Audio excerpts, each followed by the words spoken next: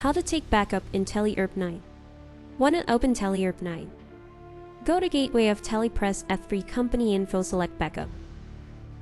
Free in the source field, your company folder will be shown. For in the destination field, enter or browse the path where you want to save the backup, for example, .ali backup. 5. Select the company you want to back up. 6. Press enter to confirm. APK file will be created in the destination folder. How to restore backup in ERP 9. Want to open ERP 9?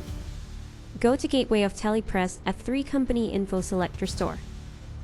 3. In the source field, enter the path where the backup is saved, for example, .ali backup. 4. In the destination field, specify the location where you want to restore the data, usually your data folder. 5. Select the company to restore. 6. Press enter to complete the restore process. APK file will be created in the destination folder. How to restore backup in ERP 9.